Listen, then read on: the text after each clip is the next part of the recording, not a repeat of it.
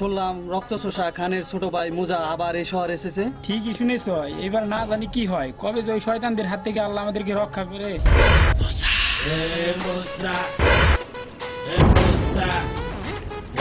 Musa